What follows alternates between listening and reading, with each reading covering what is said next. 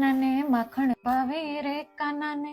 આટલી સજી ધજીને ક્યાં ઉપડી સવારી? ક્રિસમસ પાર્ટીમાં મમ્મી. અરે વાહ, મજા આવતી હશે ને એ પાર્ટીમાં તો. હાસ તો ઓલું શું કે મોટું ક્રિસમસ ટ્રી હોય ને અહીંયા, એની જોડે ફોટાય મસ્ત આવે નહીં?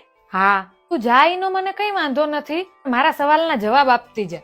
આ ક્રિસમસ નો તહેવાર કેમ ઉજવવામાં આવે? સાન્તા ક્લોઝ કોણ હતા? ક્રિસમસ ટ્રી નું મહત્વ શું? કઈ જ ખબર નથી. ફ્રેન્ડ જાય એટલે જવાનું, ફ્રેન્ડ કરે એટલે કરવાનું.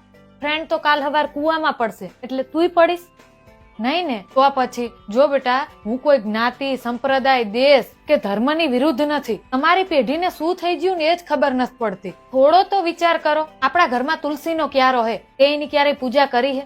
તમે આ ક્રિસમસ મનાવો એના વિરુદ્ધમાં નથી હું, પણ આપણી સંસ્કૃતિને ભૂલો ને અહીંયા વાંધો પડે. તું મને એક વિદેશી એવો બતાય કે જેને રામનવમી કે જન્માષ્ટમી ઉજવી હોય. આપણા અહીંયા તુલસી વિવાહ કેટલા ધામધૂમથી થાય.